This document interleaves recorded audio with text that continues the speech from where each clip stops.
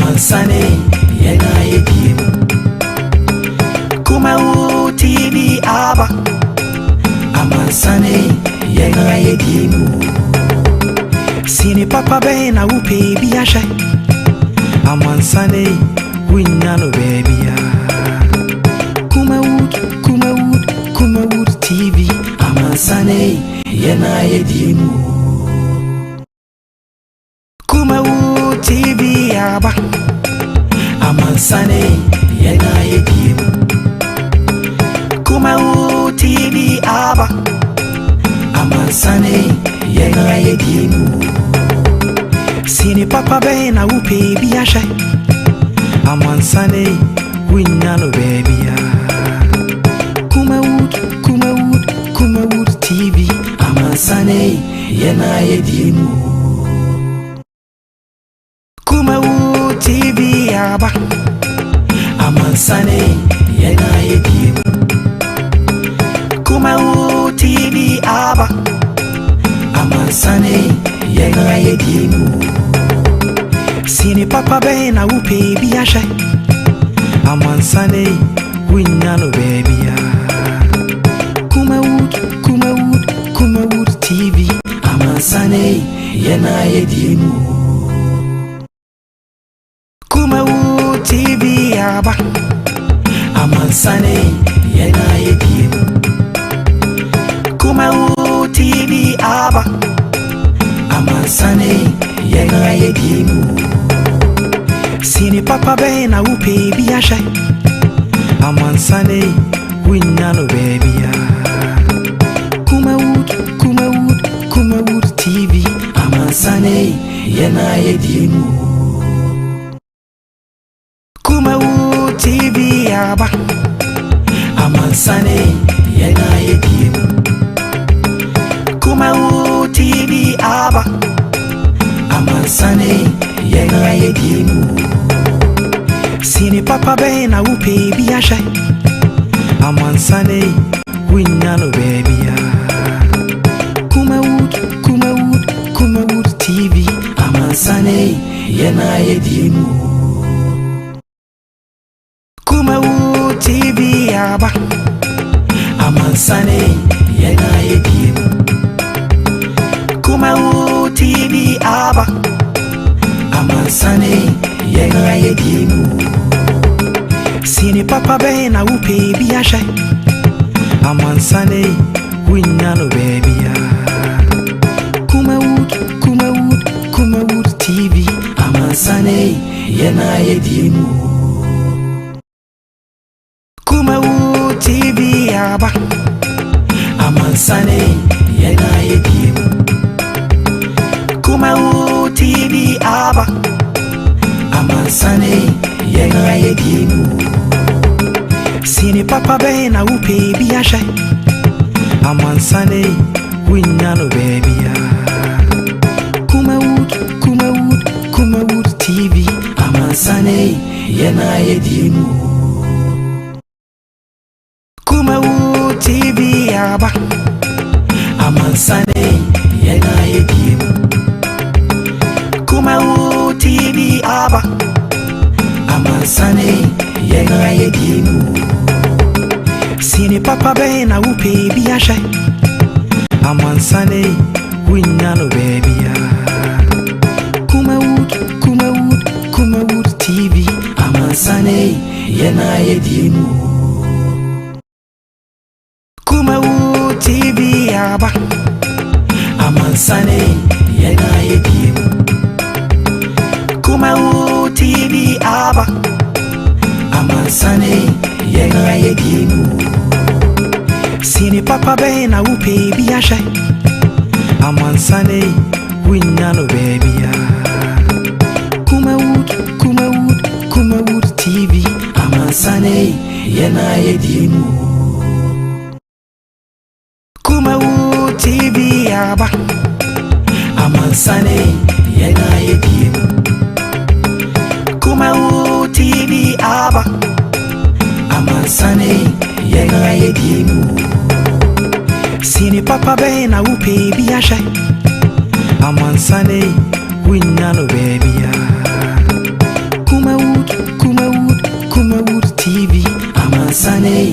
yena yedimu.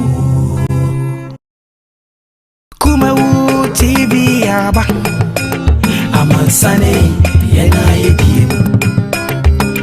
Kumawood TV aba amansane yena yedimu. Sini papa be na upe biasha amansane winyano baby ya. Kumawood TV amansane yena yedimu. Kumawood TV aba amansane yena yedimu. Kumawood TV aba amansane yena yedimu. Right, ene yawada yemfa seda emma twediampon de onyabo trebo so no boss ase ade nyina oyeye no hwe no se na eye esenso fata se onyame oyeye se de osi aye no yatrase ebra so se djumade atunu din sinopi yehwe na yede bro live on Kumawood TV, also live on Facebook and oko YouTube and so Kumawood TV ajencha de ba benyamre na yetumi akenkan etumi adama din ade Mike enei yawada na ene yawo onu se du yawada se ya na enya agro nyamre esinkonya adi enkomo the happening in the country katua won sensem onu se adwuma fo katua no won sensem bibiri me no ka se adwuma fo nyina ya validate omo awi ama omo ehunu de ekoso na 4% salary increment no say I reflect ama enei the Ghana National Association of Midwives and nurses omodwa pa say no one say na amene say omoye adwuma na enema boya de oman Ghana na omoma school fees nya boya de na to makatuam 4%. Omo statistics no omo de aba omo say omo calculations na president and vice na katua ya tumu 79%. Ministers ya tumu 57%. Deputy ministers atumu 43%. Sorry, 53%. No more tiase someone nurse for one midwives. Any omunu anu achire for ne ade so meka ho no. Enkoto makatu mu a yakotumu 4%. Omo tiase bia no a enye yi benyamre na yetumi edi ho komo enso ewofia ha. Special prosecutor, the search for the second special prosecutor after November 2020 said Martin Alamisi Amidu watumi resign as a special prosecutor for the Republic of Ghana. Ene and the appointment committee ekwa asetena na omo etumi sha se a omo toto lawyer kisi ajabe ano se o sefata se obetumi abe special prosecutor na, but I can tell you ne omagina to mu anesa because o here from the minority and majority side appointment committee no kwan so mubusa any some appraisers omo ede manual na otumi say yes indeed omo no say lawyer kisi ajaben obetumi aye adwuma ba lawyer kisi ajaben kan sem bi de o kan ne say kene Japan you be also tietie no nto no adwen kwere kene Japan so kra na the fight against corruption no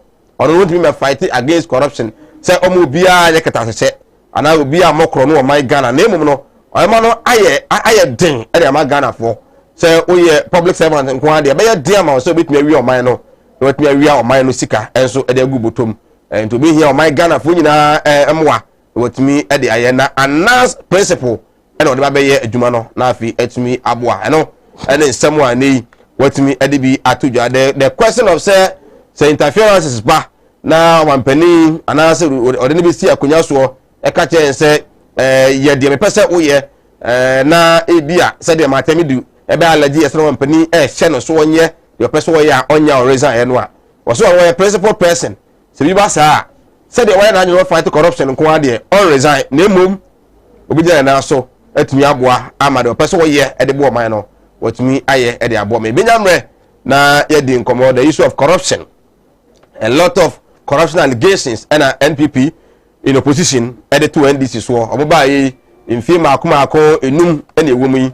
There has not been any single individual I bit me aka say dilly the omo kan ye no omo aye ama ehunu so special prosecutor ba obey mo aben ene bitimi so ede abeboa the fight against corruption in our country and also nkomo enso ebenyamre na afi no yetumi adi COVID-19 the novel coronavirus area no enkoye ene kura the Ghana Medical Association eka ene say yare na yehu pa almost say the new variant so e ba no do na so okra na yehu kwa be fa be tuna control ene yare na e ba kura no say horonsa so no spas no say oba dwene ho an no kura no so ntimi kura no so fight say yare fo na e ba no na the covid na yehu pa e de ama omo esre say the Ministry of Health ura kokwaji ma menu momoden na afi no the ministry no omo vaccines no emra tentem so say the ba betumi ahwe na ide tu yare no ase na se betumi abra yare no ase cry ne yare cry bia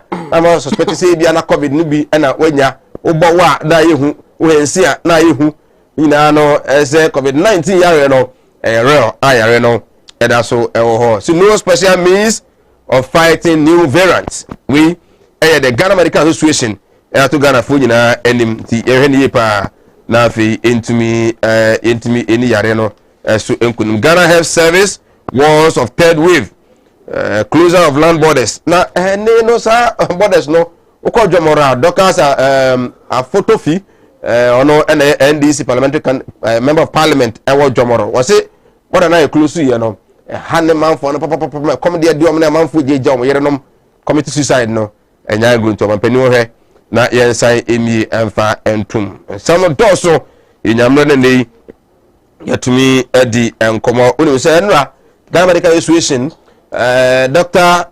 Kuma Abuaje press conference na odi atuja say a lot of secondary schools eja covid-19 no na Ashanti region don so pa enti ni oba no school na ofre no akate zo hwe ni huye na ono so ankonya yare no ebi a lot of schools in Ashanti region covid-19 no almost etumi enya bi wa enyamre na yetumi asi nkonya nsam no doso IGP new one acting taking over from the outgoing IGP yankasa COP Dr. George Akufo Dampare ono eneni obetake over na Ghana for expressing interest pa amu say yes adwuma no obai obetumi aye na the almost say na say political interference no eba form na if wetumi aye adwuma etumi e de aboa ama oman no etumi afana ntuma pa etumi efra and the history say he stands to be the youngest IGP say yagini tumwa obe the youngest IGP ever in the history of our country for some years. Well, and also home komo ewa ha eni some of those so that enkomo ya boa for mo boa Malam Mohammed Spiritual Herbal Center say malam wodi id na wie sala no wodi awie o za okay yanchia no Malam Mohammed ya chia pa da nyumre chia pa Malam Mohammed Spiritual Herbal Center ko TV escafo abantem sanso and Kumawood Training Institute and so boa as let be also enko emfa ematawhid at the party clinic oyare bia otefa beda na ontimi our travel logistics say we took anko na person ko Dubai abra na ontimi mo na afi so ebi enkoma Godsway casket shop e wo Kumasi asafo liberal about where you say samida no Godsway and ohwe etumi ede amawo midin once again ede say Mike ha Kumawood television na ede back o producer plus producer Aaron Lois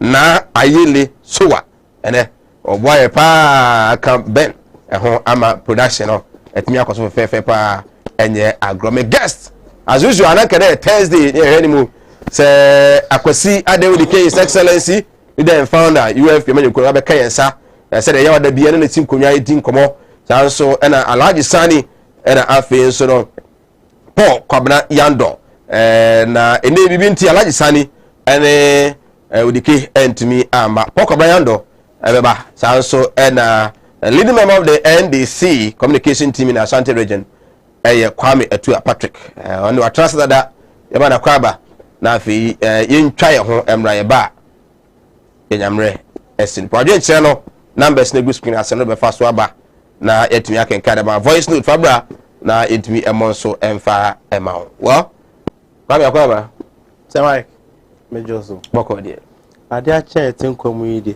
asida na de makrai na aboju say mischief na wonyi de apise nana durusu ye omu wia ya bae no me wanje sen ka menyi bio oh okay na amafo kan ya na a demonstration I made. I want to know Ghana. I want demonstration. They say I never be a join here. I'm so many mutisa. Oh, okay.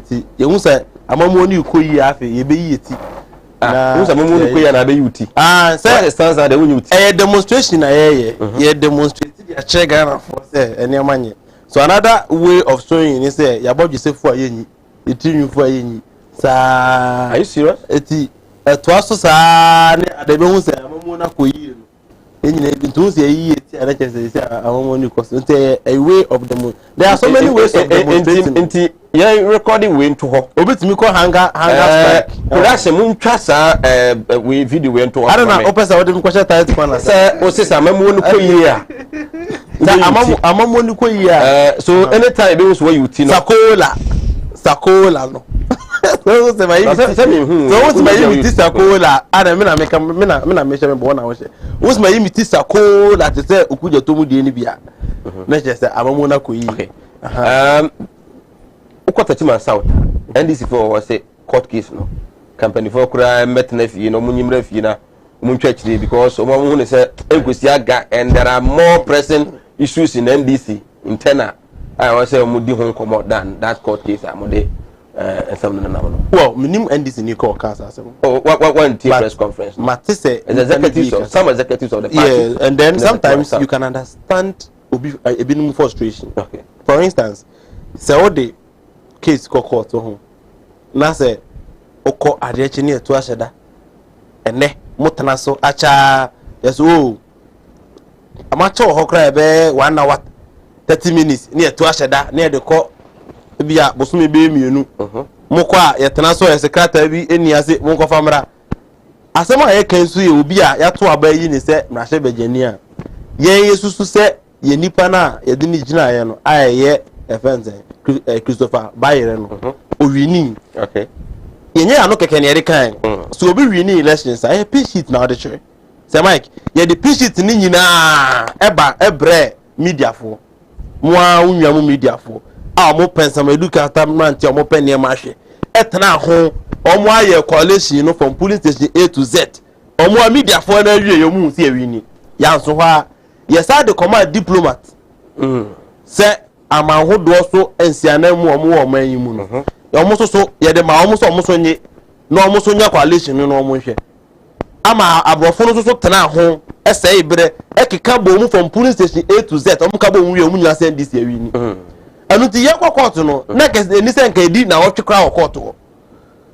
I'm telling you but and I'm say your court procedures any nhihye yenti no let me put it that way ama ade no tia na etwe and ade no etwe na ye tintin ni nyina so no nipa na wo no wada so di na MP ama na se ko ya sa ama the deputy minister say and say so it makes ade no complete very very complicated and to your party person I understand them sometimes you feel frustrated say ade opposition wini international community nyina quality hu se wini media for okromo nyina yede pinchit na ma omo from A to Z ama o maka bu ma hu se wini no still yakodu court so twe ebe abosomi nso a ye ne national that dey amude munyai na on say obi o ha asem si a oya na ma otimi de bufu o se majama asa wodi obi ka no otwini pa na se scan ma otimi ja bufu se fa what I say the way they are speaking I am me ho ejina om shoes to man I feel say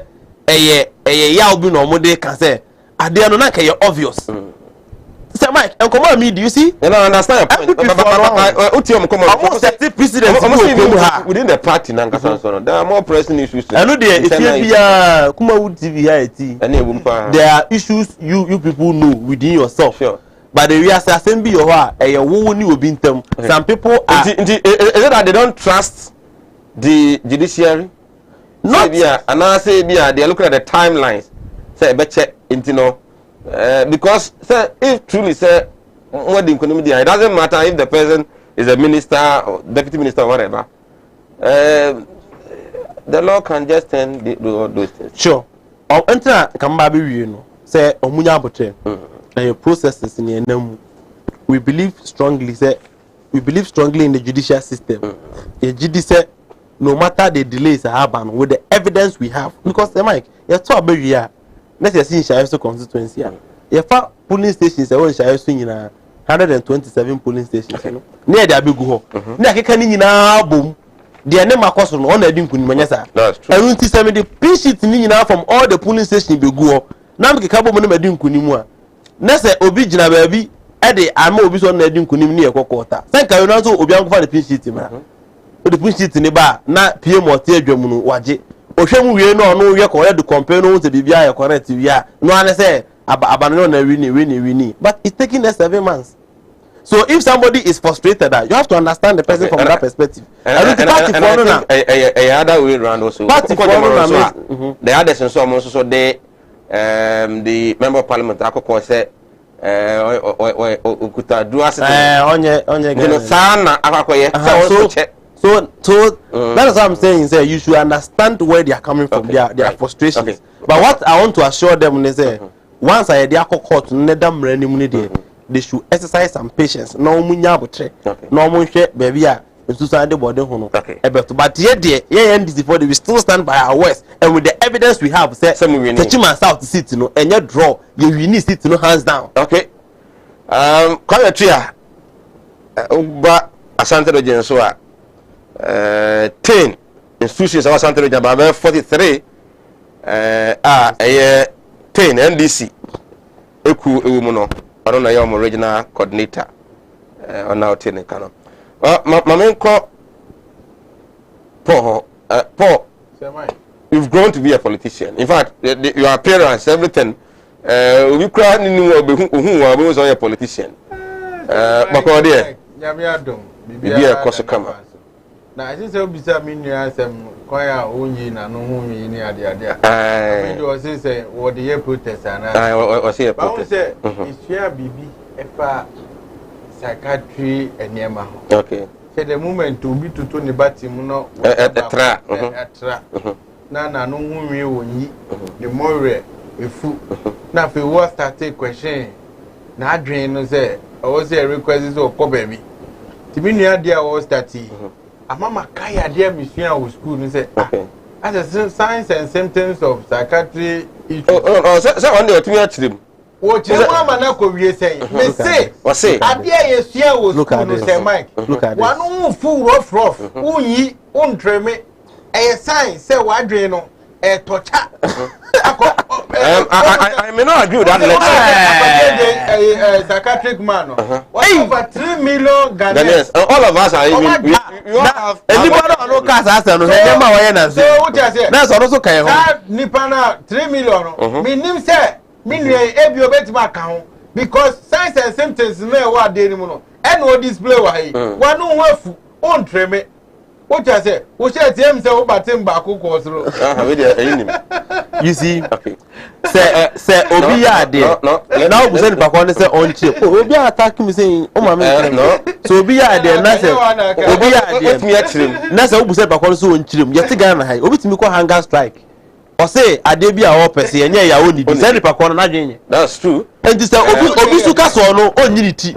I just want to go for the Ghana here. Boni be no aye. Yeah, onye boni bi. Eti wo lecture corner o kire wa de no. Yes, wabon because say no. Say o lecture ne moya to every rules there are exception. Meba. To every rules say to every rules there are exception. It is a lecture no moya. Ko kire o sa only so called philosophy which say but there are exceptions to it whereby somebody can decide to leave it to protest based on so lecture ni nyansa for make and I say ni fe bi okra e bia well but one can't come on na wo to afa ono ni de na nyansa ni na na wo so de Patrick hu na de se ka twa wo sa abra wo yam wo ho for some ko de e o nyame adom awon mo ni we yeah e be akakwa ye shatare okra so we Ghana gas board no kle Japan na say oye bo che oh sure we are aware of that sure and one man for protesting on social media pass those who have the power no they are still holding on to the power oh njebe na mo ase no musu met me afro me dia me hu ni say a challenge ye nyina no ye hwe because any an kasa mu ni ye ti a wo pe adwuma amankofo no ti aye obo chairman make policies and decisions e betima boa ama chief executive wo ho no obetima bie ni niemam na adwuma a ye pe no amanfo say timaka ntimi de me hu ni say youth no na anyame aka ya asemama ye say yenya obi a ye de a whole Ghana gas enya small institution ashe ne nsa and the duty of a board ni say body programs and policies ebegu ho for the company etimi hwe say wo de niema e de adwuma nkasa ebeba. That's the biggest challenge. Me to amano. Say ni kasa o can on translate say yama institution. So translate it nemra adwuma afemu na emwa the youth now. Are we not overburdening some Ghanaians for some of the MPs? No, in overburdening or more. He's a member of parliament, the chairman of a committee, and then also a board chairman. Adwuma no any part no so we just take one be so nya biaye minia dia kan say enya me am no ti he na ko hihye samra emra be na na wo ho say e was say yi minister yi about 50 to 50% every parliament what you say ho am na hihye samra. So if we have agreed to say samra no na ye adwuma dia say over burden wo mu say be dey minua or to say benya review of that law no, we have to go by it. I don't need a minister. Board and come. Board na make us say Ken Zuzu onye minister. Yeah. What you say? Inti man the board. I'm looking at where your party as an NPP. Yes. More men. Yes. Okay. Mubit me at mama ebimo so no enye adwuma ni bia ye. Yes. Because there are a lot of people now utie unya appointment. You can over catch you say oh time. You train na ebimo train ye. Yeah. So, but say omo now will continue to be getting it. Then that be bedroom most farmers market cabo. So the offer so now you so basoro. Is that how you want to do this country? I say walk restaurant and I was say omo take kitchen and MP myself. What you say? And now bobo will be uncle. No. There are people at the background. Me am it me passion. Me the TV are singing and say me ye juma ama party. Okay. Ma me party aya kono. What you say? Not necessarily say also me appointment. Okay. What you say? But say party no anka I believe in ubeko asori demo. You will be a but we tam second so kododo asori down. Yeah. Ubi tam praye so ko prapra asori dem. Not to say asori no ni or the prapra na do do. But me hwe de nyame ye e wo mabrabo mu a nyame no mintimi nko ba bi ote no but me fi say ni fie se me prapra ho na me siesie ho a me nya de amepe what the America no eti party ni mu no me fi say ye hihye ye niema ye wo party ni mu na wo aban unim za ye koto aban ye anto aba ma aban yo ye to aba ma party de wo ko no ye kire o MPP NDC one eni ko team MPP. So out of the MPP no enya this capable men. But we are saying no say obi yeah you see if a winning team perform here you don't have to change it. Okay, right from your niema ye dey break Ghana for free SHS planting for food and jobs. What you say? Yes, share banoa. If they are performing, why do you move? I mean, you say, my godfather be catch you. But if you one picky so fast, okay. Who picky so fast?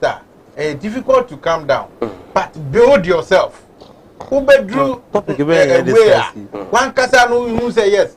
You have built yourself to a standard. System now will elevate you. Okay, so you are building yourself up. Minim so many teaming guys are. Okay. They are not in the right to get position at the end before. Although that's sorry. On you, need the election. See, I should share near Macra, Magana for senative near MPP 4 years in banker. You say so, Uncle Bebuano. Ghana opposition in Tizao. Need the other say, and yet. Okay. And yeah, opposition now Ghana 20 years. Okay. It is a dream bonny opposition. Right. And you face to Ghana. All right. So it has happened to you before. It has happened to you before now opposition. You saw everything said and yeah. There be one more there. And this is for their incompetence near the Maobono. And you mean an American. I said, hey, Okobie commander sugar factory. in April. It drew August na autumn. But you say you go school, you share factors of production. Some person will set up a company or raw materials. You have to get those things. Right, I was sleeping live on Kumawood television. You try your honey and Kratambra. Paul Cabrayando. What are discussing? Regional communication team of the NPP. Oko Asqua or financial secretary to my party, no? And then Nyamea Tom na party ni Bietumwa or deputy regional secretary for the NPP. Never Pano Kofijima. And then Kofijima at the end of the buy and me who be the my partner be board chairman. Yes, board chairperson for Gihok. That is what is ruling.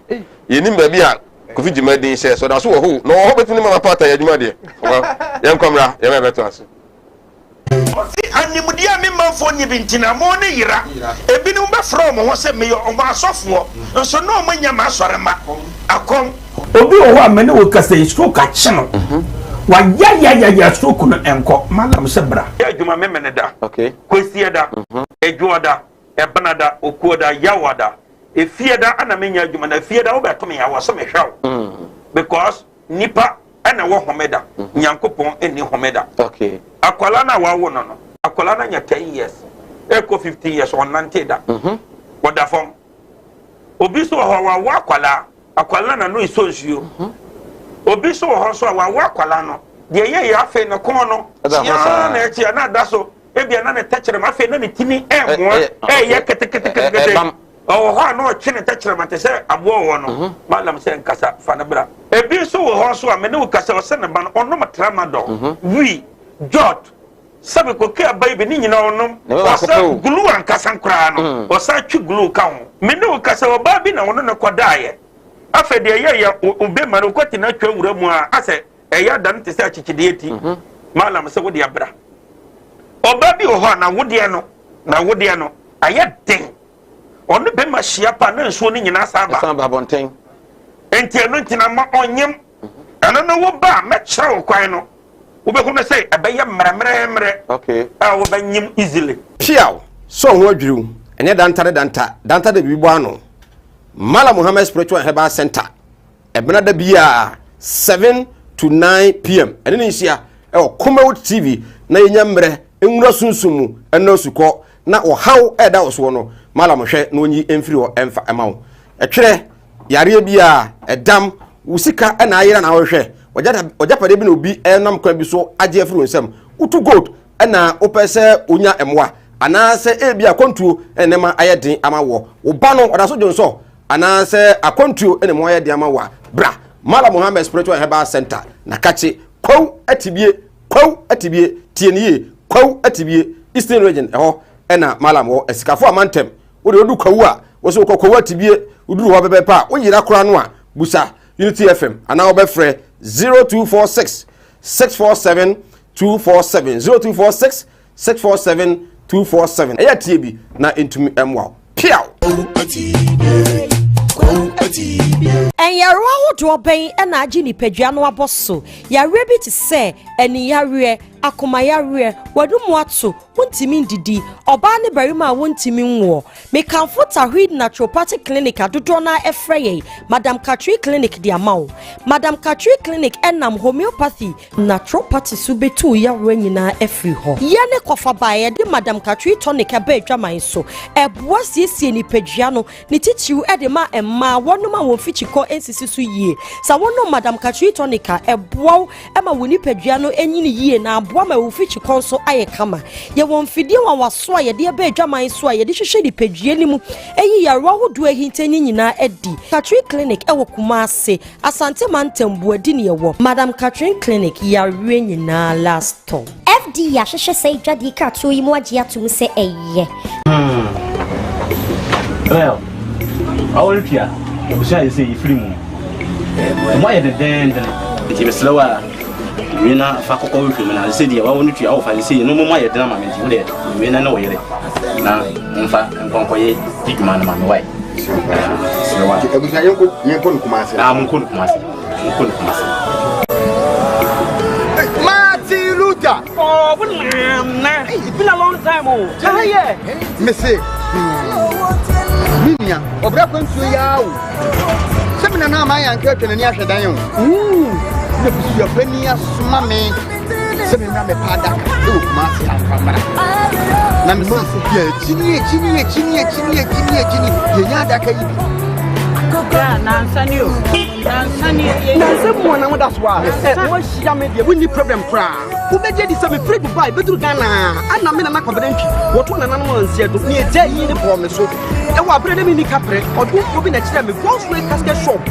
Ah, e wo Kumasi labor hire. Me ko ho no ma. Anu mo sa ni me yes kan hye yo. Wo de bi ntwa no. Misika ya di ma me se me papa no. Iswa afesu ya se me ambulance. Na me sam pe de be da no enka ambulance. Ani de be da ho. Omu ya ambulance service. Itu ni problem kra. Ani na. Ye here ni se ubenya sika kakra bi di ato ase. You know se Kumasi stay by plan no. Ye kwena mko tira wo. Some Goldsway casket shop here. Ye wona ka me bere. Te se de mu hu ni na. Goldsway casket shop. You wo Kumasi in front of New Town. Ye di labor office na ben. Goldsway casket shop. We are the dealers in quality local and foreign caskets.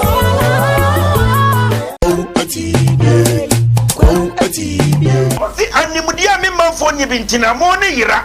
Ebi no be from ho se me o ma asofo. Nso no mo nya ma asorema. Akom. Obi o ho amene wo kasa stroke a che no.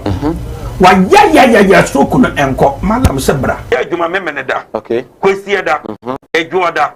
Ebanada okuoda yawada efieda ana menya adwuma na fieda wo betome ya wo so me hwaw because nipa ana wo homeda nyankopon eni homeda. Okay. Akwala na wa wo no akwala na nya 10 years eko 15 years on nanteda woda fom obi so ho wa akwala na no isonsuo obi so ho so wa akwala no de ye ya fe no kon no ya na echi na da so ebi na techere ma ke ni chimi I say sign Emma Wakwaba Ugo so Sinupe. This is live on Kumawood TV.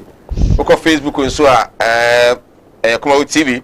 We drop a comment be nyamre akenkan e de ama YouTube Kumawood Television. Well, COVID-19 we news max here. As me say yare no still and so Ghana Medical Association I said there is no special means of fighting new variants. This is why you who the umbrella no special means. Tells you say we say news max no. Continue with that. But new variant never about 43 new variants are detected in the country. I am here. Na said we see 1 year for the third wave no. A bad year. You home it actually lockdown. Lockdowns when you saw someone penny bearing so beside the baby. Well, God means so good. Paul, health practitioner, Paul Fia, I mentioned on her. Paul, how serious is this data variant and other new variant? Yeah, can't say me. Right. Say Mike, Mesa do I see you now? I think the car COVID once a month. I will speak as one victim. Okay. Because about 3 weeks ago, the new variant, Delta, the contractive. Hey, you're ready.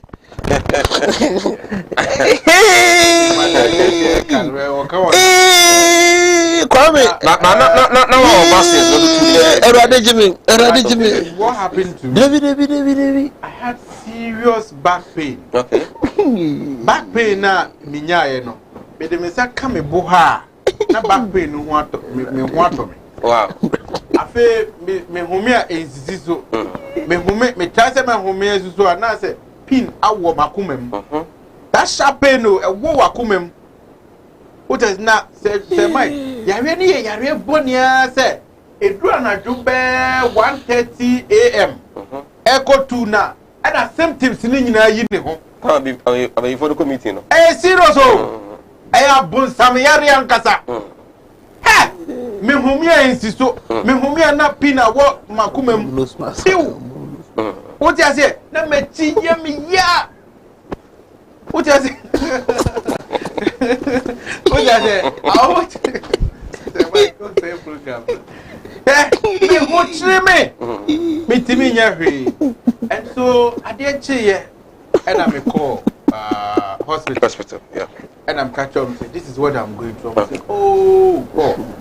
ɛnɛ kɔyɛ test okay ɛna meyɛ test na it's bɛɛ 5 p.m. ɛda hɔ na ɛfrɛ me wowɔ hɛn na me so mi wɔ fie wobɛtumi aba na sɛ yɛmɛfa wo na me sɛ what do you mean check here positive na a new variant no eti no wo hia sɛ wobɛba hospital na tete no ye nya admission into be self isolation we feel it say na me go na me wo fie I don't share we be with anybody also okay any sad any bra na beji drugs na me call you da me j drugs e wo say me nya nyina because that but fortunately no I had the original brands no until o ma me 3 days they tell me no first one no say Mike empire me bogu so any other thing. No, but fortunately, me call and me bro me bush and farm and say this is what I've gone through. Now, it's so terrible. Say, dofu, cry, Eddie Adriane Brewa. This is the sea gate, no. What I say now, your friend will say Adriane see you. It's be fat. What I say, who here be beer? This is ofra. Oh, yeah, family. Me bed sheet tarifi. Me so every other day be me changing me bed sheet because of Qatar and other. Me changing no. Me them 1 week. But nobody was prepared. Me really cry me bed sheet the other day was see no. Nobody was prepared to hold it. Nobody was prepared to hold it. So what I say, it's a very terrible experience. I don't want anybody to go there. But the assurance I had was because I have taken the 2 shots, it's not going to kill me. But I bet my week. So what they told me was I should follow the drugs. And I mean to any other day. So what I said. So that's what I did. Send you Tinyame and I'm done as I said. And say you did your real agro. What you say? It is real. Me say I'm a victim. Yes, I've been telling people, but I'm record. I'm sitting on this big national television to tell you this. Say I've gone through it. Now a very terrible experience. Me mpese obi abekom. At the end this ifua, my omo say, oh, abandon the pesca and I are no way from Kwana to ammonia de adeno. Massa, and Tissa. So what I show who ye na a canwa. Eh, Biana went to survive, which is the matter surviving. What and for you know the other advantage and for the car on say what taking the 2 vaccines, no? Yes. You know, at least immune system no I a bit stronger. Yeah. Nice ubi no and take it, you know, no the bono and here. And I mean, show the experience a woman in the say. Me, I think said the Kuni Pano ye, a Bemo wouldn't say, oh, whom me are not pin ne wakume. So it's very painful. To say pin a wall. A man here, auntie, who may want to send your own make cry. Oh, make cry so not. Oh, bread, because what did you do here? Oxygen. What I say? It's 1 year not fed yet. I bet take over you. This is a mouth, sir. Oxygen in my the boa. I don't soon near the boa no pet. Never say, who go. It's in the media. I took the pain, say, pin bear woman. Na met ma home dear, me the mungamu. Timmy, who made me, no, my sorry, what them was kai, and yamia. No, me bring me and the pin who woman come in. Nami, Yanami, noon the vitamin C in it, Nami friend, Yam. And there's this drug, Fluco. Okay. Fluco D. And also, me fat home as it to my sin, and 1 Mendo B. So yours a very short time. Yes, because I took the original brands, you know. And I would detect in them. Yes. Tell me who at the end I call health expert. Beginning, you know. If you just self-medication at home. Won't tell them I shall say, Matina Nayami Yapao. Okay. And I'm called to a druby, a friend could do toes today. Oh, okay. Now this row. Now me this row crown and nay west. But I normally know this rank. I also was but we did a west. Mean to me what me come. Nam koya or more to me edited. It is show. So what you fear? Now we go through Sanema na and trust it. Approach health experts and that they are going to assist you. What you say? Intimate Ghana for a mere fire raining near grow. Okay. Ebia no one you're lucky. To say me, me who said no, but do a warning one quite. Me drama name for me. Mrs. said, oh, Rianizo. I didn't walk back also. What I've seen is they try to, I saw for me some crystals. I will lance him. I just said they are trying to block the holes now. Am I with me home? No more suppressing. They say, where to man whom ye now oxygen shortage. I cause you body them. Then Wakuma next easy. But somebody watching because when you be Namiadam Hato, Obaye, you are not wearing nose masks. You are speaking to Ghanaians. Yes. And the other name I got an who said, well, when you be, you know, still no, but all the precautions no yet, you might follow the safety measures, no? Oh, to be frank with you, yes, I mentioned nose mask. Good. But, Misha, meet Kasa, I will be having difficulty in breathing. Okay. It's maybe now when I'm out, Namashe. What I say, but maybe me was sanitizer and everything now. Me use it. And I don't follow the social distance. Yes, and I buy so making sure say there's distance. I want the mayor. Good. It's in yes I follow. I follow. Good. Send your team. And man obi ntefie ka say yare ni ho. I tell what ntefie ka say ni ho a eyewo but me afa me ho. Yeah. I'm a man who and I'm a living testimony to that at the end. Me say enya de papa. E bia na went me. Ba me de nyame adom mi hu say na ade ne ba no. Na me ntimi trase. Etimi kanya me ho a wo betu me wodem ho a me say me mani ndi bi so. What I say? Oh, ye bibi kakre no abreu. Oh, ye bibi kakre ba me say me mani ndi me ye na me hu me na me ye say me ya say masa me ko. And here you are. Right, Parker Brian Do, aspiring or Deputy Asante Regional Secretary Hopeful for the NPP, and Otin and Kano, living testimony. That will be, you know, I say I'm a living testimony. And the way said the city, no, on only when you be, and then Yamiadum, now so they can ward the 2 vaccines, no be intino, the immune system, no, Abuano, no, come find easy, but no, yeah. For now, and what on our call in the daily or in the daily activities. Show me, maybe be end me just a few minutes on this COVID-19. What the Ghana Medical Association are saying, and the experience are poor. Let me thank him so much. So he has been good to share with us the experience. Not everybody will be willing to do same. Well, I know there. Well, but I don't know. Otiga ka just ma recover. O try mane kakra sa o me din komo. O try mane kakra o kasa na mo o wi abekasa. O ba wa kasa bebiri o di kan kasa tenten enu asa kasa. Na mti ase mi misro. We kampo no o sa few minutes. Enti jame na me kama se. Issue na me kan say. Well, ye da Yankopon say o say wanya bi na wa recover. Na enye ni penya no mukomo mutimi banti ye da Yankopon ase ba o mo say o recover bo a won't perform yi nti no obetima test ya we say bibia you okay because our symptoms of COVID no unya COVID ni ya yesu bi ha untimi enye aduma o untimi nya aduma mpamu yi o wonkan da so COVID unya bia utimi recover itimi yes and according to GM you know so I say bibia you okay answer the asama ba fi so I say so those are the things you have to check on that. But COVID didn't there. Obia besine or that's what doubt about the existence of COVID. So COVID the way we are saying. Na minimum the bakoni person who be. Ebia nyamia ya adom na ye part of this world didn't there. Intimi nkunye bebre sa de. Now so bibia de be say yare no ho. Me ye sure say obi we are saying na. Or that's what you know tinye say yare bia no why friend COVID. I will be very, very surprised if there's somebody who still, have a doubt about the existence of COVID. Maybe I say it will come nipa no, and because I buy and the booster ni biya muyenti, obeji huachi nyese biya mbae. But you koye ni muno, ni meni na chese ya riya no ho.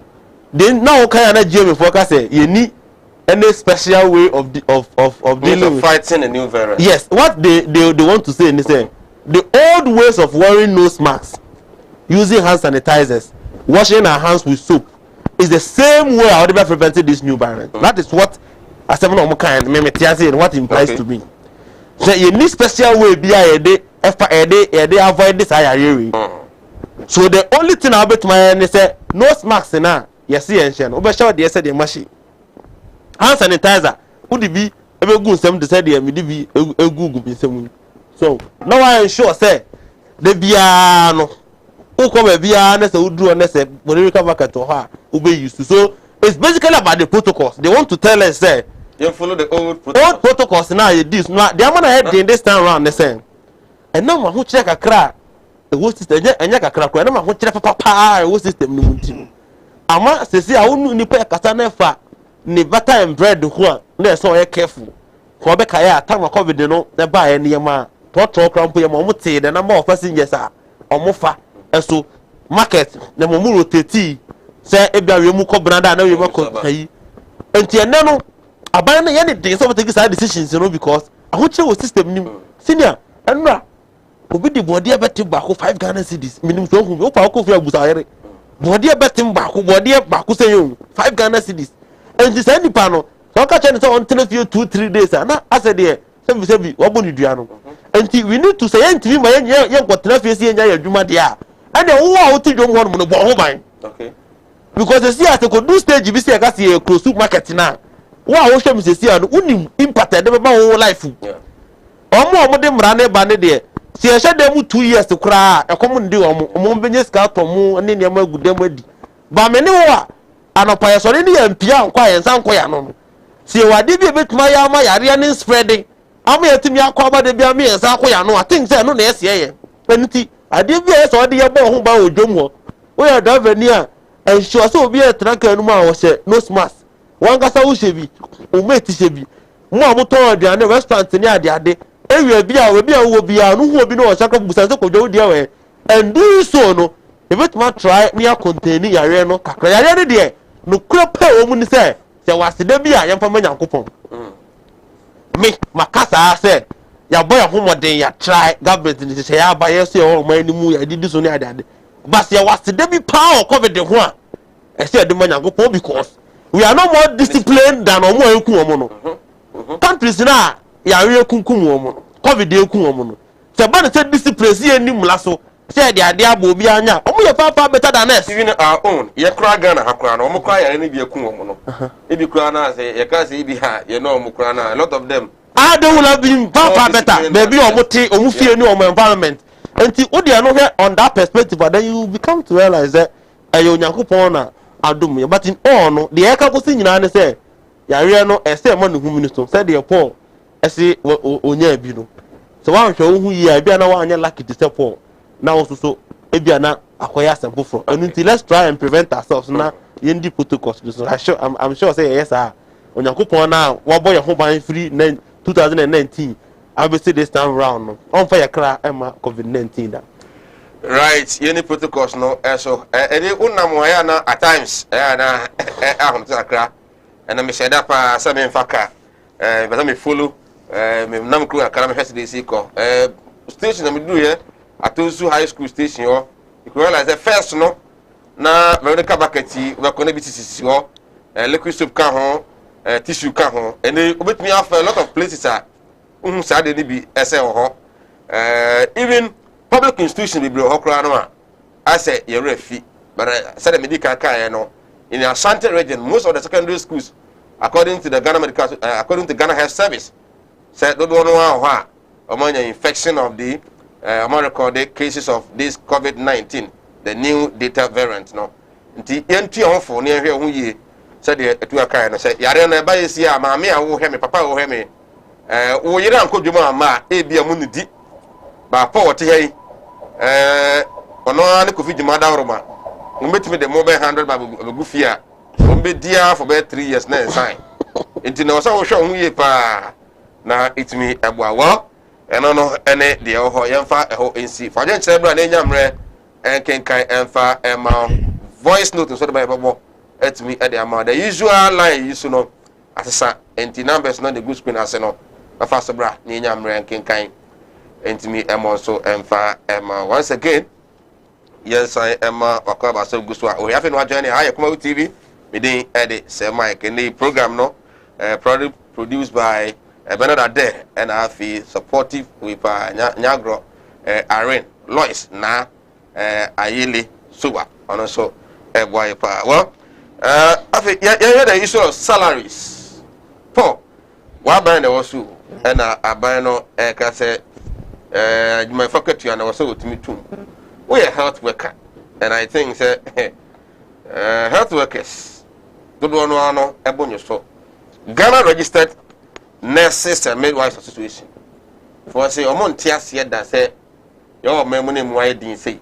no one penny ever he say ye ntoj my faculty with 4%.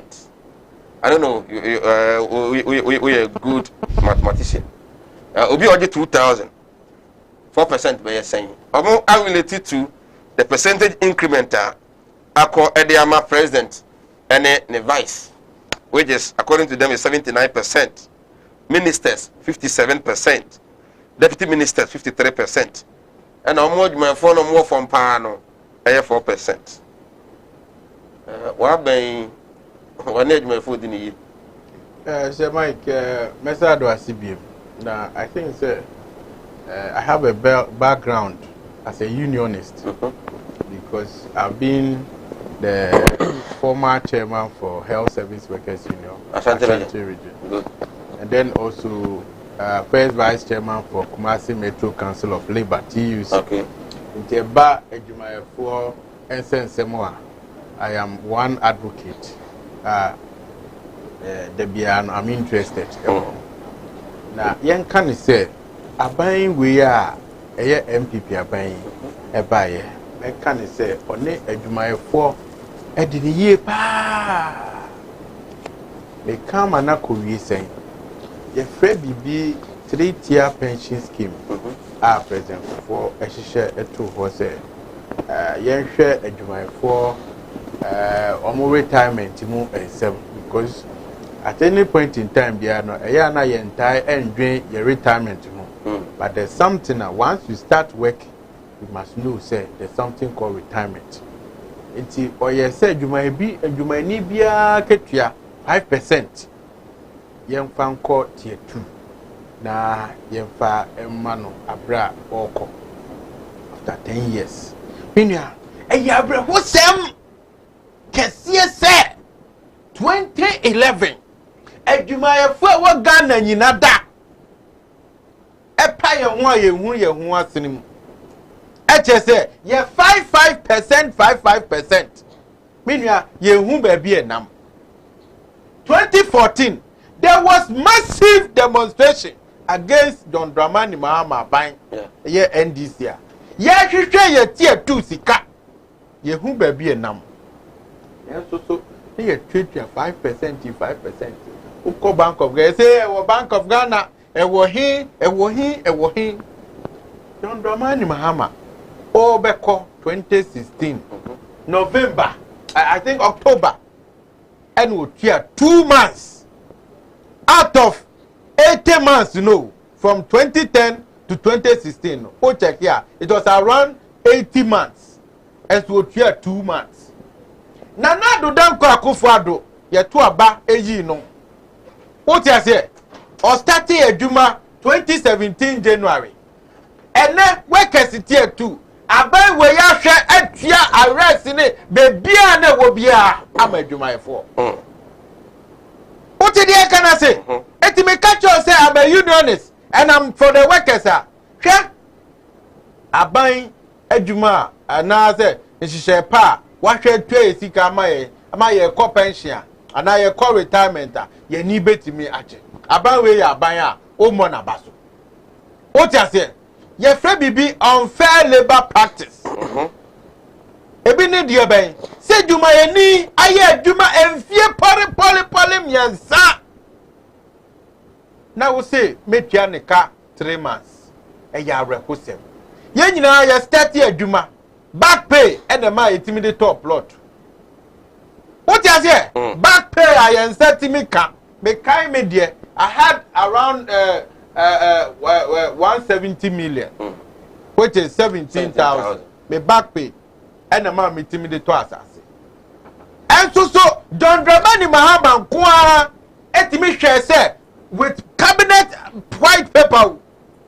Say obi adwuma 3 months yentwa ne ka 3 months. 3 years. And 3 years yentwa ne ka 3 months. And the cover legacy arrest by teacher for nipa baako ye man 2 appointment letters. Ye man be 2013. Na do 2016 and some man be because baako no ye cancel. I have requested. Ye free be incremental jumps. Incremental jumps no. Every month bia no we pay no enya statical. Ye den kakra eto so. John Dramani Mahama eba ye 2013 every year. Every month me still pay no say 1,000 enya 1,000 pepe. Ye dey be 1,020 1,030 month bia. every month ye find incremental jumps. Bi say djuma ni bia. Me say I'm a unionist. So I know Essentially about President Kufuor more time nyina. Some single spine is starting here no. A camp single spine conditions. Okay, so single spine started under Mills. Mills, what did you can I say? I started under me because yeah, just say bibia and you free ho. So Mills had no option than to continue. Okay, the incremental jump let's say on Mills. Mills. Okay. Me you need free. Okay. Now the kofa ni be dia ye do Mahama yi. And oba ya nursing and teacher training allowance nyina obetwetwetwetwetwam. Ghana ye ni problem o. Ye problem nyina former president Mahama. Dia obeto ye no. Wanti ma fa bia nka ho aye nsai no. Yense no eti me kama na kosi se incremental jumps and na dwumaifo nyina no. Former president Mahama ni twetwetwetwam. What you say? Then yapa adwumaifo say be ya ibetua wo mu ka every month every year bia na ye from tripartite committee mo consisting of the various union leaders no makoye negotiations na negotiations no makoye na based on certain indicators akoso wo man we hwe inflation and others ni akika buma say aban de koyi die isro hwe yaketua ni sei na famaye. But ye nyina ye ni mu se asema abawiase a obia ka bia hwem eye COVID-19 ena me no ti ha ye ka sei me ba it is expected say me wo romensa e de sanitizer ne ade ake me no ti ha me ka say bibi bo wa no adenti na bibi bo wa no say na wo tie o ja say ena me trust ya this will be twi ne ho free me ho sa na ne ete we should admit to say there's been a change. What you say? There's been a change. And now who for plane crowd for South Africa? You need direct flight to South Africa. This is called nam. Asan wadru. We cost asan all because of COVID-19. We were in this country for close to 4 months. Plane to plane see. What you say? Ship ma. O mine is nyina kofam including taxes. Ye nyina kra ya kan ya gudem. Aban hifa no onya ni sika. Port nka de ma bebe nko onya sika wo ho. Ye ya adwuma nka taxes. Ya kra ya taxes de odi che mpo. Say tax relief. Ye mfa. What you say? 50% of basic salary no. Ye mfa. What you say? Sanema wen nyina aban na ye ama ye nya a single job cut. Say, yeah, need you man, oh, you're unionist. Won't you be happy? Say, we workers and our members, yeah, you back Ukraine. Are you not supposed to be happy? Whereas other countries, they are having job cuts. Okay. So I buy no one na matches. Yeah, you need paid by Ghana. TUC, the general secretary. Or but I buy number to say, yeah, you my foot. Good. But you're complaining about the 4%. As I make I want to say, me she share no man pa. Enuti ama ahotire ankasa wo ho. But I buy no say 4% no e na ho odin ebetimi. By salary administration no, one two pay so now maintain no the kakraka ho is better. I am not saying say 4% no enough for Ghanaians. It is not enough. But looking at the circumstance, abandon social now more day. What you say? Ono de onye adebone say obi de wotimi decide say condition we ye ma ye fa Ghana for adwumam enso so obekwa akogye sa we no. Ube bi sa won say sa time na John Dramani Mahama sign sa conditionality e je mu say wotimi fa Ghana for adwuma na union for no wo hemfa na union for no e wo he say wo kodi lo ni mu ne atro say wotimi fa adwuma ye fu adwuma enso so ye di sa lo no e betra ho 4 years union for na nkasa na mo obi buy o che salary o salary increment 10% one to me farmer and one more 4% with you me union maintains here. Okay, so 4%. Now ask yourself 4%. What are we doing to ourselves? Let's do this calculation. What are we doing to ourselves? Let's do this calculation. Obi oje ni take me 2000. 4% no be what? 40 Ghana cedis, right? Sure. To you, is 40 Ghana cedis something to write home about? 40 Ghana cedis. Edumenia ofaka kwa eduma. Send me 2000 no untie dia making. Say Mike. Send me 2000 ambo me. Na yanka se me ntre fie because abani ntimi. Okay. Na menya 2000 no. Na ma se anya kakra ka ho de. I think say e better than obia. Otimi kwaji low. Na yaka se nipa no kwa onya aduma. Okay. What you say? Okay. I've always told you. For you to ask me, they were doing comparative analysis that on Penina saw many more things because of COVID. He is the manager of our finances. So many more things. Talking about the monument by you know, year back date, you know. Yes. They are getting 79% increment. The ministers, 57% increment. IGP and the Supreme Court judges. Almost 64% increment. Yes. Adena, omo de na so no. Omo senya kese sa. Na yes o man no yare aba ye ho akire. Na yes those who are telling us no are enjoying more than here was here. That is the concern of the union. Jaye kan say. Enye na do dan kwa Akufo-Addo.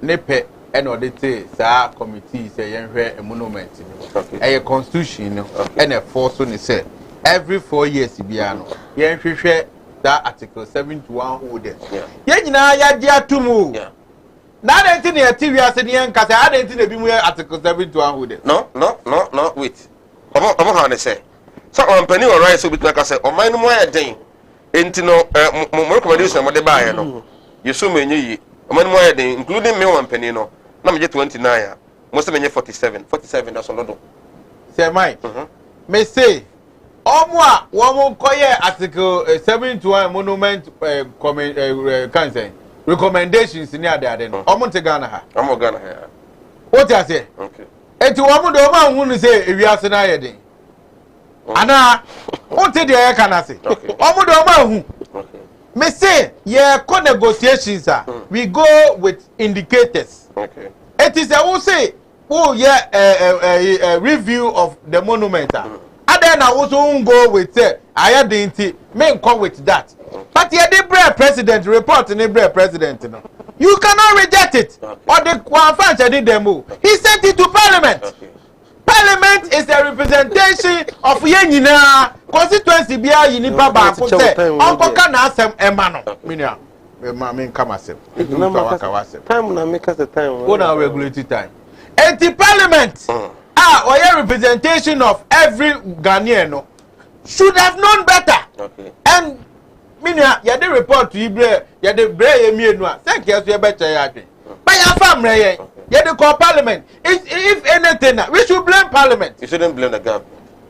And I'm saying, now, the recommendation, but the government cannot reject it. Okay, so workers are complaining, say 4% no. It's sharp. And I make Parliament. They can complain. Say it's sharp.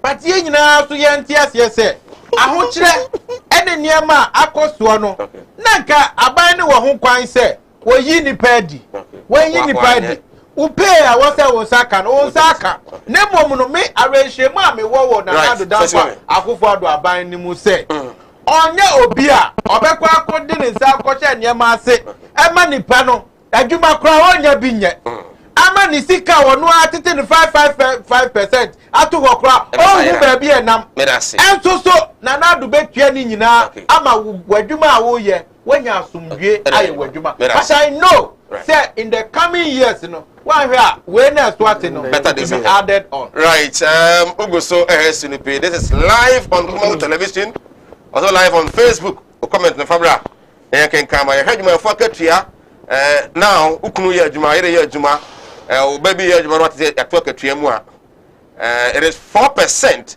And the simple calculation is that to the background oje 100,000 Ghana cedis are 4% of 1,000 Ghana cedis. Some cost much you are tight near 10%. I think about 100 cedis. The 4% you know of 1,000 Ghana cedis, about 40 Ghana cedis, right? Now I said the oje 2,000 no, about somewhere 80 Ghana cedis. That is an incremental. I don't know. Nurse for any midwives no come to casa debi.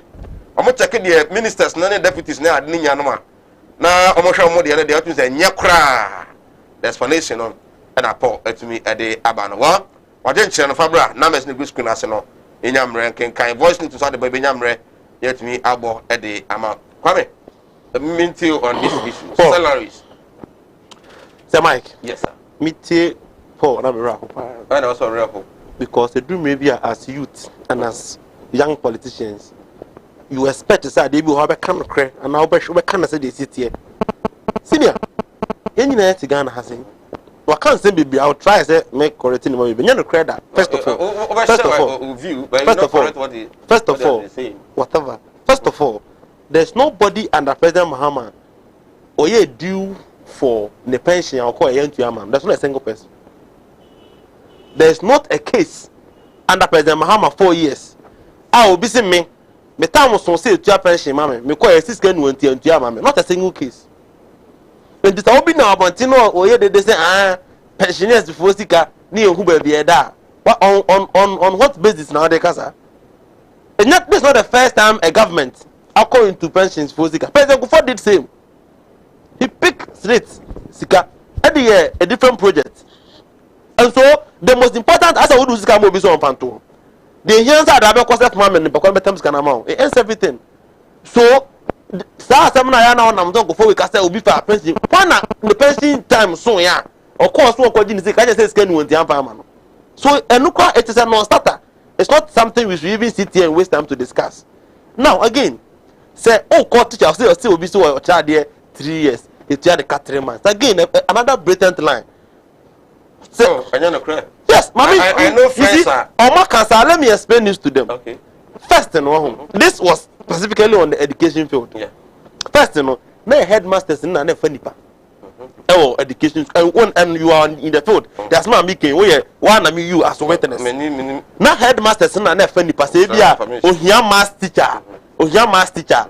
Next back into on what recruitment no FNIPA in the past and to sana recently under the NDC yeah audit in the and all them my free umra enti eba sa no say eba se FNIPA details emra no back date no ebia of nipa no January otimi the course of no last year June enti once eba sa arrears na eba no on the beza no na chedi and this is a report I want parliament I have public document please I am telling you what was happening in this country you unim so na share that keep quiet and let me educate people and the time report this is a public report about one thing and you say so if that's the system there and you say to me free headmaster be any whole school on one bit my FNIPA abide the FNIPA na post need na bro and you omo no you only people ho no headmasters na submitted their base.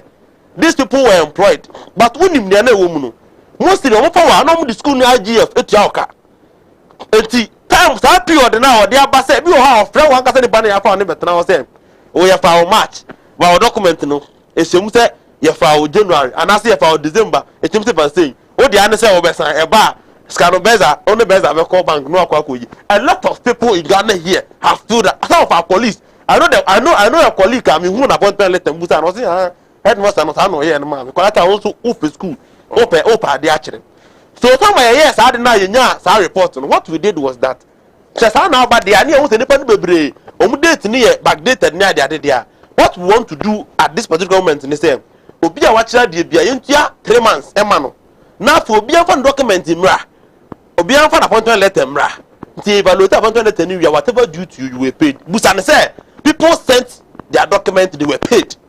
But this explanation at the time. That is you see sometimes communication in there as a party and this Ubusa president Mama said then you co-opposition in 2016. You thought you say it was communication error. Okay. But the fact said AMA 2016 na me lose lesson just and me explain.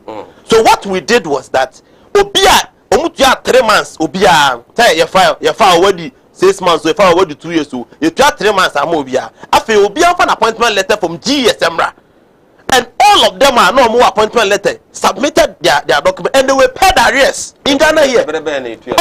Oh, this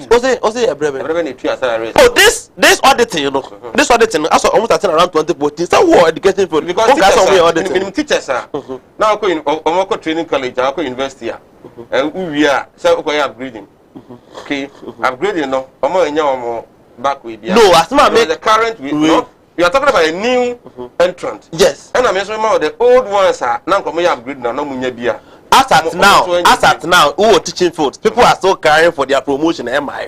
So that is a different case. The whole can you say, Obi I found new. Our year do 3 years, I was here to cut 3 months. I'm cutting some of because after they said the committee no recommend they say, you 3 months more beer, no beer for the cut. People send their document and they were paid. Okay. And to be on for document, it means no, no sooner start problem nibi. I want school. Okay. Bia document na the fan no period na the course they are fan no. Ye try the cocoa GS but in on one GS appointment at GS de man and Casano and started time na ho. That was the problem I Ghana face. Who say we nko who say omo ye audit how auditing na and na mo nko hu say nkofo bi the district education wa omo di nkofo di egum a omo GS di one hu so omo chibi o man kan so ba bi akwa no do over 100 people na egum omo nyina pay e ba ne ho. So these are things I do the about the opposition. Now you take advantage of assembly then what have TV kakaka will be a 3 years and the 3 months. What year 3 years and you send the 3 months. Anybody in Ghana here, I was so in teaching for 3 years, you try the 3 months, you know. Send him to send his document to GS because your colleagues will pay arrears and there's nobody the coin MIA to your arrears my home. Down your months are a common idea in Nagasa or that one baby near the idea.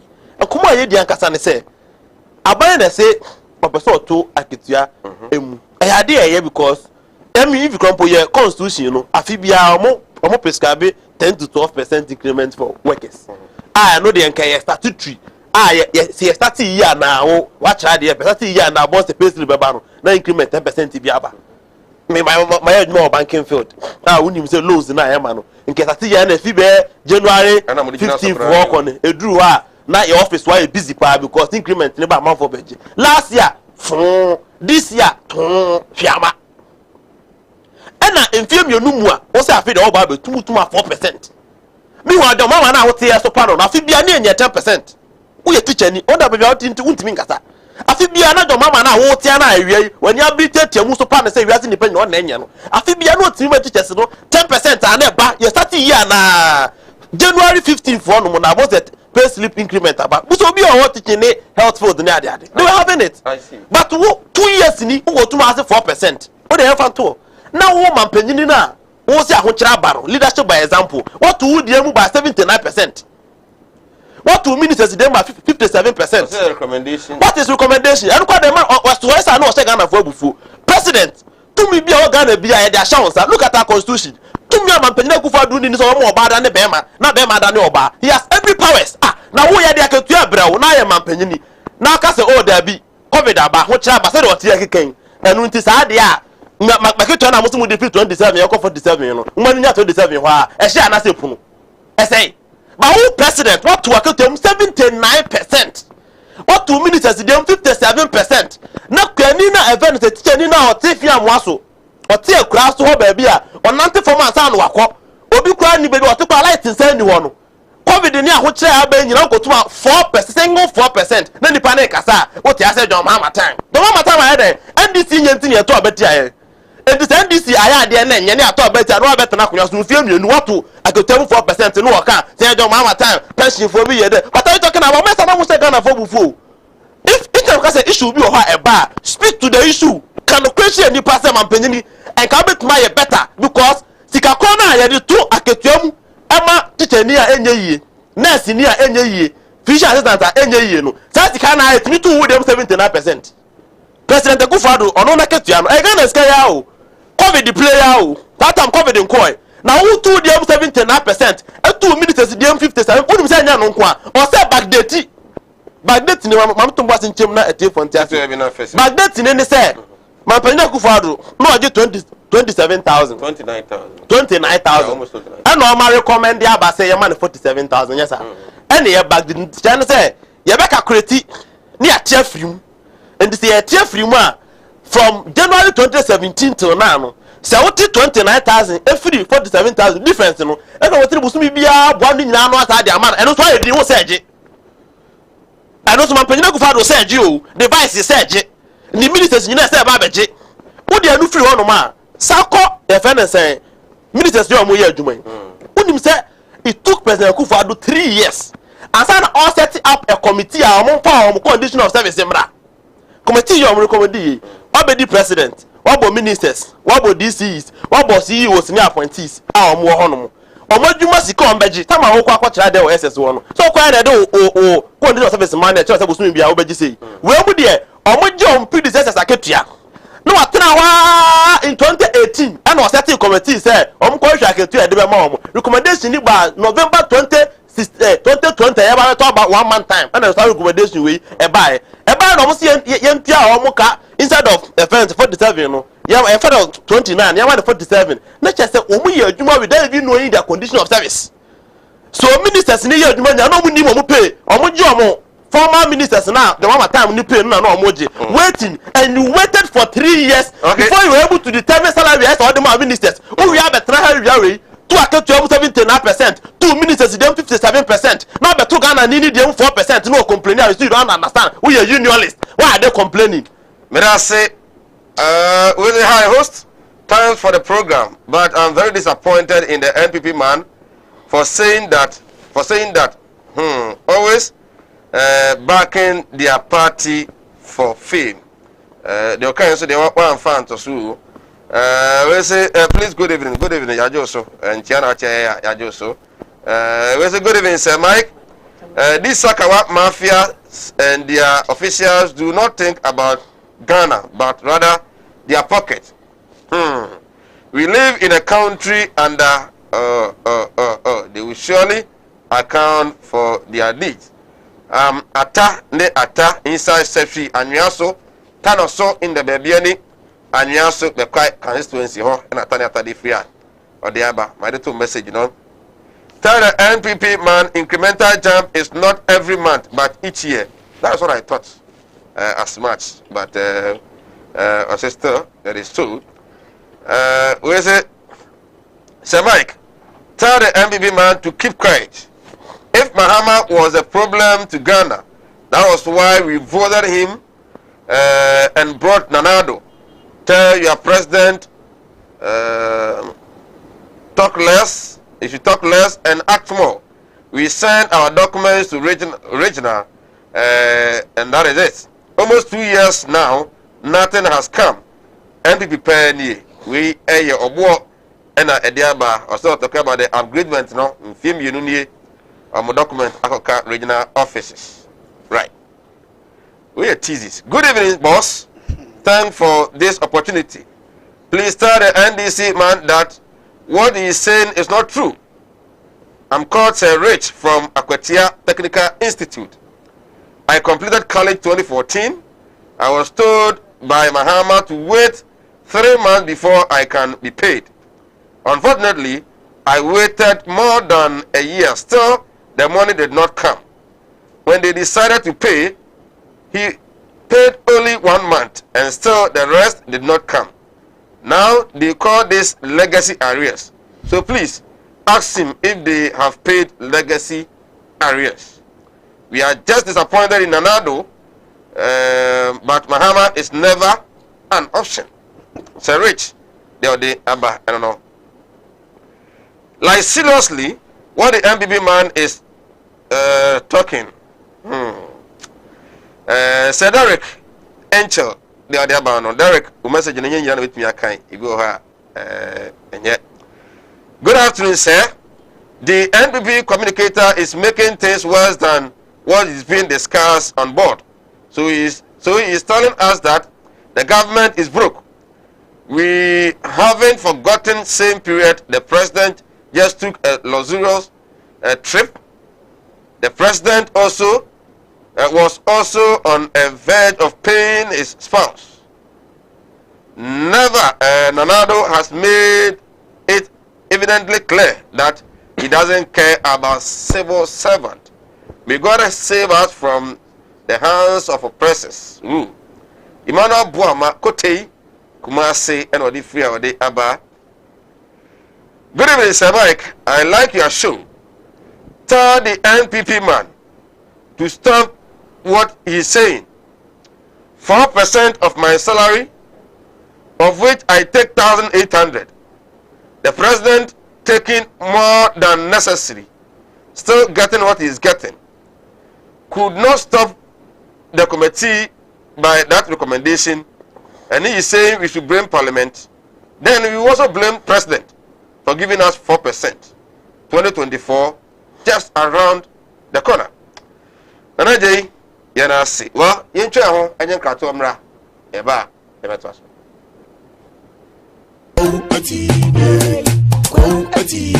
Osi animudia me manfo ni bintina mo ne yira ebinu be from ho se me yo omo asofo nso no mo nya ma asore ma akom obi o ho amene wo kasa stroke a chino wa ya stroke no enko malam se bra adwuma me mene da okay kwesi da edwoda ebanada okuoda yawada efieda ana menya adwuma na fieda wo beto me ya wo so me hwaw because nipa ana wo homeda nyankopon eni homeda okay akwala na wawo no akwala na nya 10 years eko 15 years on nanteda wada fom obi so ho wa akwala na no isonsuo obi so ho so wa akwala no de ye ya afi no kon no ya na echi na daso ebia na ne techere ma afi na ne tini emo ye kete oh ha no chine techere ma te se abo wo no malam se nkasa fa na bra ebi so ho so a me ne ukasa o se ne ba no ono matrama do wi jot sabe ko ke abai be ni nyina onom wasa glue ankasa nkra no wasa twi glue ka ho me ne ukasa o ba bi na wono ne kodaaye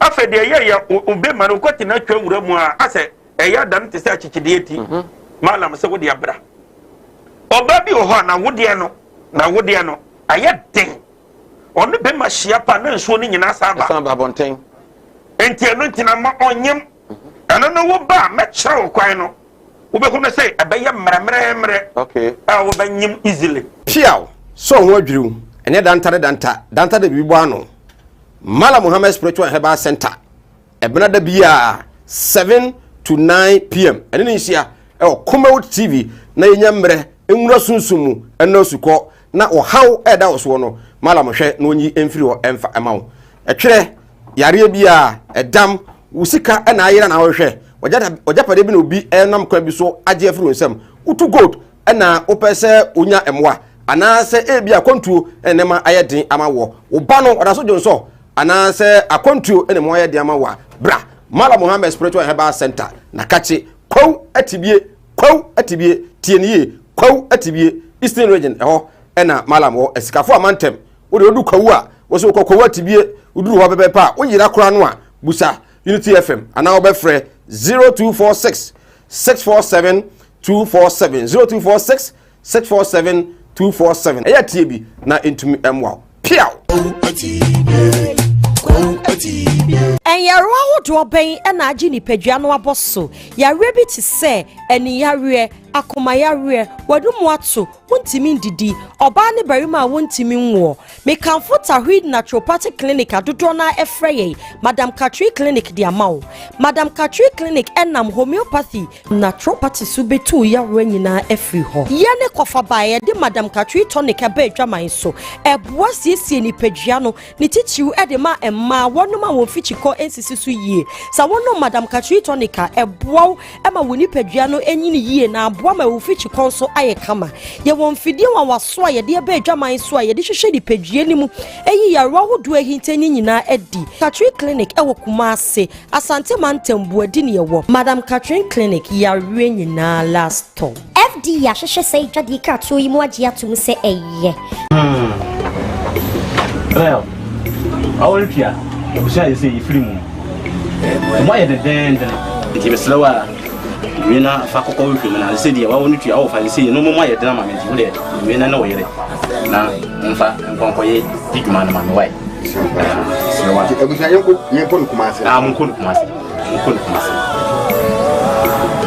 Martin Luther. Oh, nah. It's been a long time. Oh, yeah.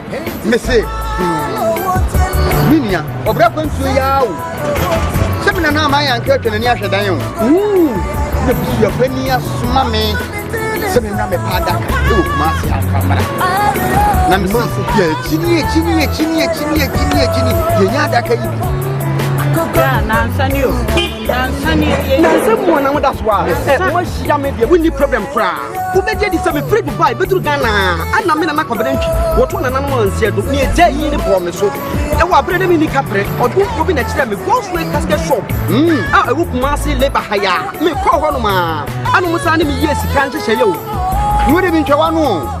Misika ye di ma me se me papa no. Ni so abezu ye se me ambulance. Na me sam fa de be da no enka ambulance ani de be da ho omu ambulance service into any problem kra ani na ye here ni say ubenya sika kakra bi di ato ase you know say kuma stay by plan no ye kwena mko kira o some Cosman casket shop ye wona ka me bere te say ye mu hu ni na Cosman casket shop ye wo kuma say infant new town ye di labor office na ben Cosman casket shop ana we are the dealers in quality local and foreign caskets.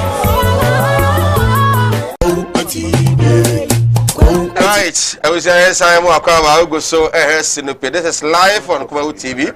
Watch on Facebook Kumawood TV, YouTube so Kumawood TV. Comments no drop honor inyam ransom can kind of my COVID not still real and then what announcement said yes anti biawo no said that's the area na abo ho ban yi pa our travel logistics and can't say according to no man for 3 months what they will go Dubai 3 months or go Dubai no kwa or some juma obey am baby abeda February and abedi Dubai or juma no so akatua no kama pa we nyom fan kosim no nya ho emfa emma 2% to kwan ko Dubai kwa juma our travel logistics say 3 months energy visa no the amawo obe friend was 0552 373027 0552 373027 friend na onyo so Malam Muhammad Spiritual Herbal Center say kan cho say nei nyame atom sala no ye de awie eno nti wo apese oba na ho no akonya no ho betumi aba mana say de ba ko be hia so oba ba ya na so be di ka bom pan ya ka nyankopon say onfa nko onfa mra sumdie mu na onam na so ema mo anu ntimi emra eno wa na ohia onya kana sa wi aba nyina onya befa na so aye ede ama ho eye dam etwere ba no sonsuo court case ena wanya ujitum se wo so odi nkunim na mo pese ebu for so a balance bra sanso ena wo se open spiritual protection ojuma ena wan kasa wo ma nyina na obetimi abo pa wo se obi abedo fa kwa bi so bu kwase a bra wo bi akopi ma ku chire ukunu waro ko so na nwa obi e ba no wahwe no a amana wi school no wase ona ene wo entra bi wa wase ni na abra pa nko ade abra na onye emfama ho uhia sika na oye adwuma nko ade onye adwuma nsiwo na uhia sika na oye adwuma nko ade abra na untumi emo Malam Muhammad awo kwati bi escafo amantem ano no eastern region udu nkokwa so kwati bi my friend 0246 647247 0246 647247 Gospel casket shop da bia me catch now say ade ya pa ade a ya wiase ye eyo yase mi bia amare de oprane so be ware atua anya kra no want me anware and NPP a e bia NDC bo be ware de no plan and o plan de ato so be ware so sa enso na pon so sa planning amare o plane ade bia no plane na eye de yense dan plane nipa ketua bi de plane eye so de ye ne duru say ya na ye den pa and God will say we be free mu abra abusia pani ubu ho nko ade a we be free mu abra o ba de we ye ne say for that kano uni sika be ma ambulance ade body no ka betumu every much na ko fi obema bi video camera jema bi canopies chairs sound system ade bi ade ye ni bia drains kwa na ohia bia obema na waya brempon ye ni na wie no na se e bia kan nyina no ne wade ba no kosi bia 10,000 Ghana oji ne sika ya ka wafo ade abusha fani wa moka ho ankyere we na go sui eye ede amawo if that kind of so all kinds and all sizes enti the here na mo nsia no odi se ni free mu ba no ho na watimi abo Kumase asafo liberal about no one so edimo ba bia of my Ghana o my friend no e was 0243 737457 0243 737457 o friend no awde o say Mike Kumawood TV and ka say menya yi amemra menya yi enti na me frɛ no boa me na menya yi no na meni menyam na busia pani hu se busia mi free mu no me so me ode share right iguso di enkomo oje ncha family ani nyamre enkenkan intimi farm messages na me nyaka kran free ho we say good evening to your panelists. I want to tell the NPP man that they are not telling the Ghanaians the truth. Hey. They are not telling Ghanaians the truth. And concerning the 4% increase in public workers, this shows that NPP is not for public purse, and they are for their own benefit, not the Ghanaian citizen. Nalibi Joseph from Kwame Danso Nalibi Yanasi please host, when a question is asked, let the person go straight to the point, especially the NPP man. I feel sorry for his speech. Francis from Sefi Sania Jakrum, Sania Jakrum, I believe I'm right. Well, it's a good evening, Sir Mike. In fact, this current NPP leadership is making the party unpopular. Nana has disappointed us. Peter Goso, and also the free of the Abba. Boss, please let Ghanaians be aware that our leaders always think about themselves. It was both NDC and NPP who decided from Parliament to increase their salaries. So why are the NDC making it only NPP 10? They should stop playing games with us. It is only the youth who can make this country well. We need a young president, young ministers. In fact, the old regime must end. Sir Richie Akwatia, okay, old regime. Okay, I see. Good evening, Sir Mike. I'm enjoying your show. Tell the NPP man to apologize to Ghanaians for his comments. I don't know the type of comment I person or apologize no. Well, Patrick. Patrick is Sankasabi. Oh, hey, what am I ending on? Me kasana ma me. No. Sorry, I forgot. What am I ending with you? Okay. Let me start with you. He said you're being and I have a salary, no. Well, okay, become one. I have a family. Well, 2 minutes. Well, now answer. This is a national platform. Good. And probably be how share no busa say na tua. The mama now say afibia no otumu say na no otumu, and this is a public document, so I need to put it out. Pacho President Mama port ya say na mamu nye o mu Ghana yi o say Ghana no 2013 na the first year otumu 12%, 2014 otumu 11%, 2015 otumu 10%, 2016 na the last affair of November do afimu otumu 12.5%. This is President Mohammed's history. Okay. And now, in few mienu mua, President Kufuor report say, na mamu yeno. What the wa utie me be assess it. Look at I'm talking to your mom. What you say? I'm action. And I make sure say we are to. Omo the COVID-19. So, na say tumu now the 4% aba.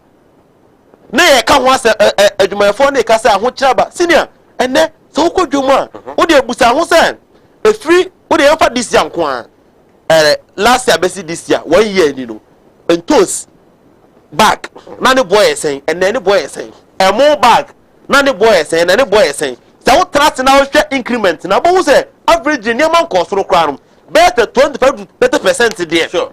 abeto bibia na yeto especially consumables emo aye di anwan ne niam ayeto milk thousand ni buo no de abekeka ho na de calculate from last year most the best 30% abeka ho and the 30% na abeka nipa no na expenditure ho na utum even 10% ne 12% ne 11% na de ma de mampo no ye and this for crampo ne Ghana for nim say na nya enough nti say 12% 11% 10% the mama not a single year no man 9% even 2016 on 12.5% and pop na mo see anyenti mo kan ya magana for to abetiana na wo tia na wo ma 4% na the 4% Ghana ni kasa wo see identity no kasa na yakoto ba say enema nye ya na sense obi ya dwumani obi ya teacher ni obi ya nurse bi a ohwebe jo mama man 12.5 in 2016 okay ni nyina yakoto abetia jo mama say jo mama amamu onye na wo so wa be ni ye na ne utumu 4% wo so won kana no utumu na kasa don't forget say covid aba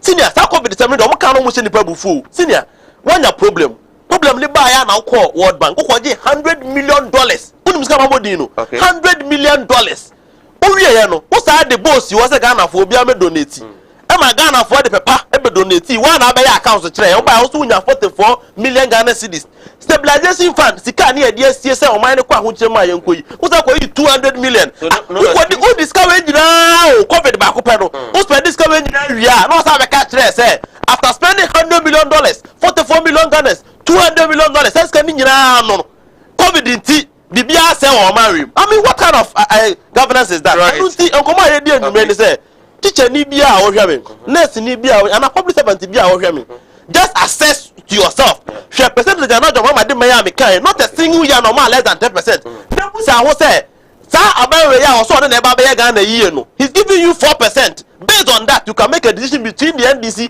John Mahama, and President Akufo-Addo's government. And I say, Facebook, Kakra Wadiaba, Boshaba Amisti, Gosu Zongo, the President Nana Addo shouldn't listen to some selfish and hypocrite leaders of the NPP in the selection of the MDCs and reappoint those who worked hard to increase the vote of the party in 2020 elections.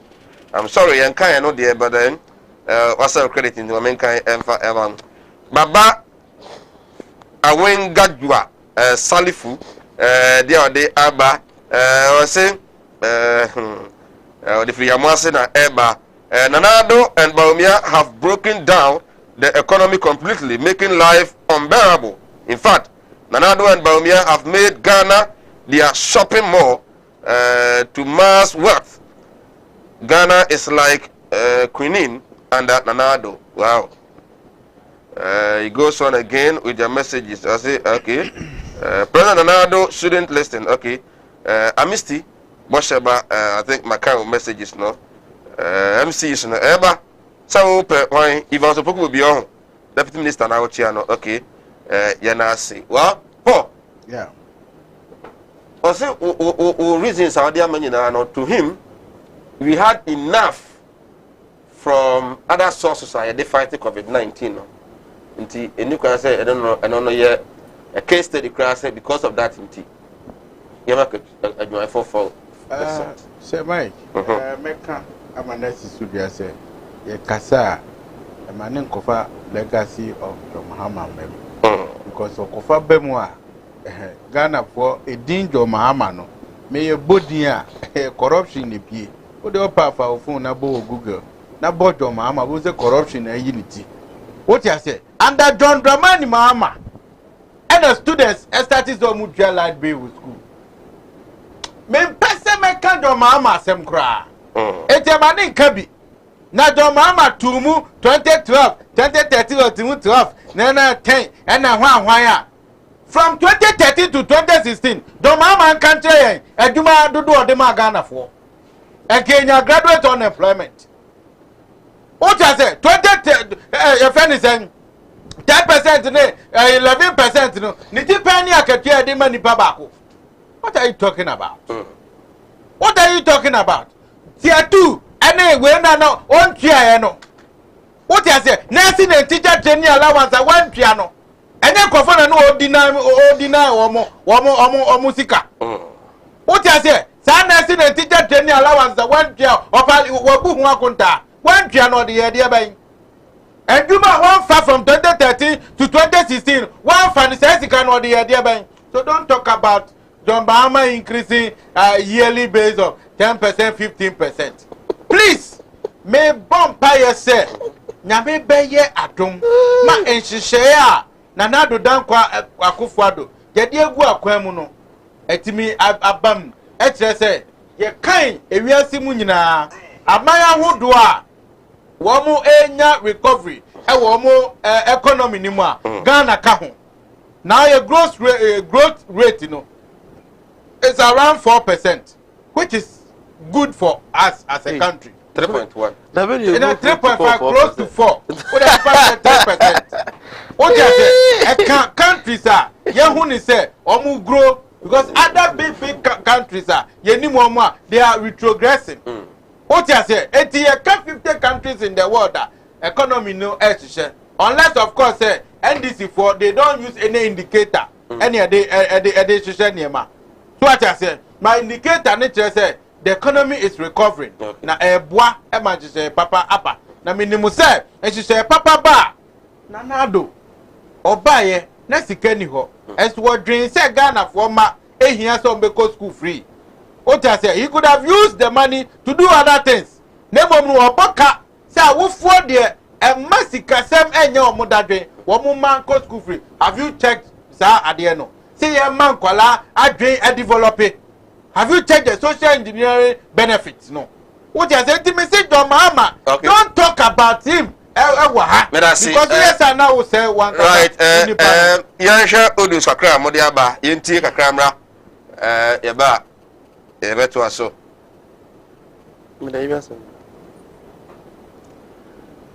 Well, where's it good evening, Sir Mike? Okay.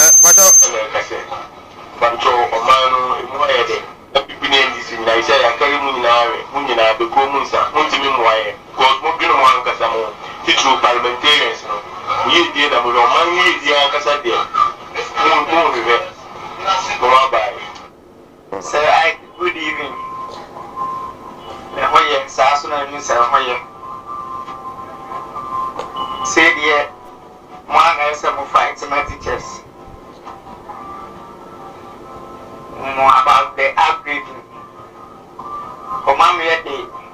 Yet documents na kuku regional office I put 2 years ni. Local kind was ye be work ma munya batre collectors beba. Still ye treasury tie basa akwana ma yenya enika ye de be ye adwuma no. Yes so ye on pepasi ye boy. Too bad mo kan say munyin film. Too bad. Let the one who's supposed to fix the problem be around to fix the problem. Good evening, Sir Mike. It's sad today be a nurse or a teacher in Ghana when all factors affecting standard of living are increasing geometrically. This government has offered to pay 4%. It's sad. Otu Wilson Isaac, Communications Officer 10, appear Minka University, and what they buy or say Ochia Atua. Well, Yemi Ahmanum now from my channel, Monfa Emra, University Teachers Association of Ghana, notice of intention to embark on industrial action. The National Executive Committee of the University Teachers Association of Ghana would like to bring to the attention the association's intention to embark on an indefinite strike action against government on the grounds of government failure to address its worsened conditions of UTAC members within the agreed period. So anyway, so want to be resolve this issue. Well, 0202668461, 0202668462. Oba na amativolo na conform na yetimi atonka the issue of salary upgrading and afin so no kisi jaben obi amai minto akra and our vetting for the prosecutor. Sure, that's it. Okay. Hello, good evening. Mativolo no conform. Hello, good evening. Good evening, I'll show you free. I'm not seeing you.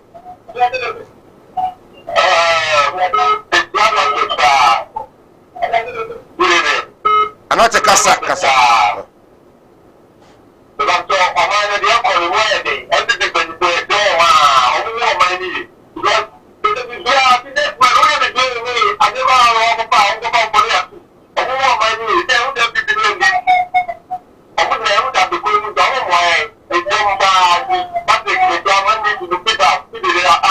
Okay. Patrick, yada say any audience there. Yeah, some more. 0202668461, 668462. Hello, good evening. Good evening, yeah.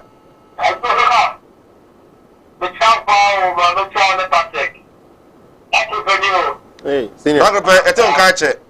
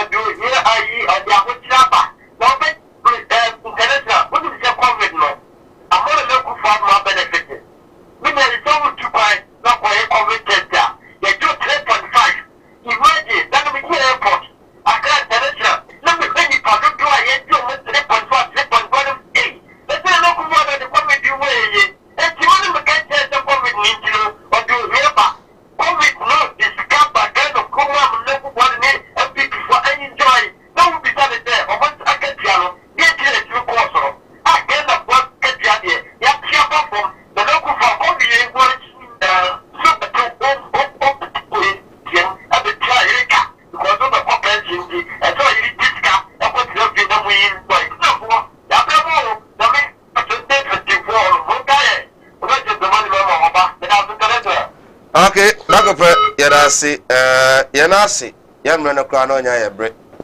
Thursdays, Yan in him, but I am Reno. And with the Thursday squad, I am coming focus. I'm the Bibinti, and the Major too. Wow. Hello, good evening. Yeah, good evening. Good evening, I'll show you free. But you'll make sure you feel that that's okay. Good day, Yentio. Good evening, Moss. Okay. So, what you're better than can say. I'm on the phone or more and not that for because you should be there every before and some power more kind out of the bar power and net. Woman air package and two woman. But yeah, public service media, woman neglect 4%. But a woman intimate. At the same time, what I put this year, moving to cars. I'm a minister. Let us say,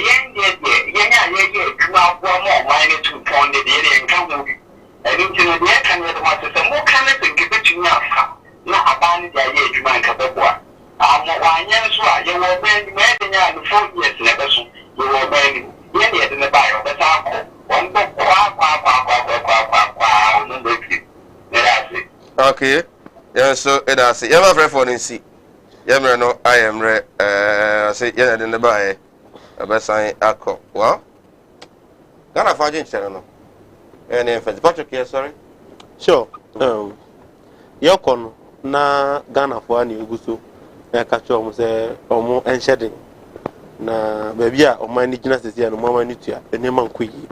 And they must say, na oye teacher ni na otese ya to akotem 4% amesero nyakoma na wan hwe ya okotena Facebook na say ya beka sema yenka na ensem pataw to bia anka na koma to ne yem na ya num su entwen ope ne ya ne se wo hwe de atim sese ya hope bia ni ho en de ma mpegu for da momu we na ya ne se momu na obu no ni da so bia ni wo se wo wi ekene be yi ade cha ade se nyina ase ya ne se na nso so ye wani da so sese ye nyina ye ginam ne ya ye di kan ka se Ghana ni bia by 2024 no otiase no e se man certificate of survivor na ye de award Ghana ni bia so watuma tena sa ma mo boni we mu fie nwotwe enti ye bebo ya homode na Ghana fo nyina ye nsere mo se mo amani tua ade no se ya na ese nso mo hya mo hoden na ye hwetwe di ampon se right Patrick Kama tua Asante Regional Communication Team of the NDC and then Asante Regional Coordinator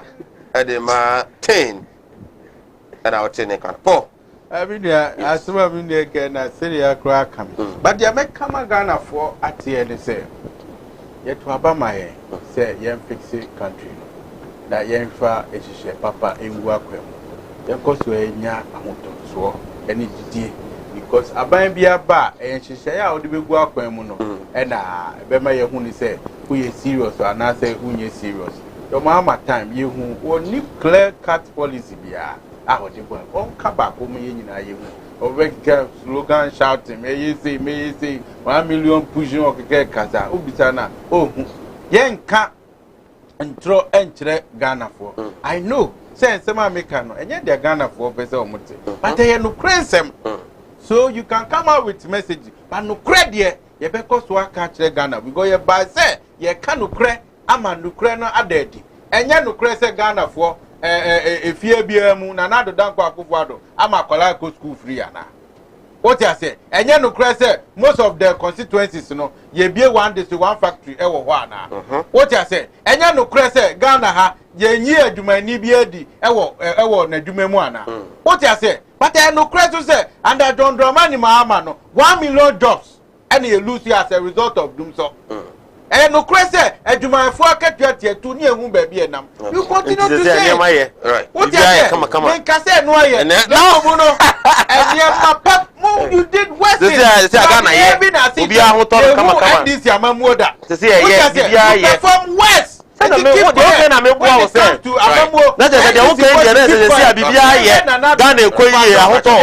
4-year mandate. 4 year and so what you say? Na bibi na abebo muntin ene wanya anu a wo kaka na minim se mo bibi abebo na se na bebo mu so anya ma na ko Asante team member of the Asqua, Finance Secretary for the party, and a half so Nyame Dom na Yetiase, and Kwan campaign to Maya. Asante Region Deputy Regional Secretary, Hofo, and Benudua, Moheduma Obo, Nafi, Motimi, Ede Amount. You know what I say? Sumunyamre, hey, me dey say Mike on behalf of the entire crew, Loretta, and Afi Augustina, Sanso, and Kobe Frank, Uchi Nozo, be Enkoma Bernard Ade, producer, as a producer, and so Samuel Kwabna Dako, director, Sam Dako, in your home, Emmanuel Besrai, Irene, KN University, Irene Soa, and so by Ebesrai. They see Yamia Dom, no Domi Ochana, no nine.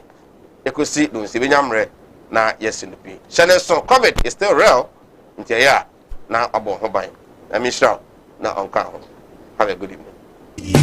ɔsi animdia me manfo ni bintina mo ne yira ebinom be from ho se me yo ɔmo asɔfo nso no ɔmo nya ma asɔre ma akom obi wo a me ne wo kasa isko ka kye no wa ya stroke no enko malam se bra ya adwuma me me ne da okay kosie da edwoda ebanada okuoda yawada efieda ana menya adwuma na fieda wo beto me ya wo so me hwaw because nipa ana wo homeda nyankopon eni homeda okay akwala na wa wo no akwala na nya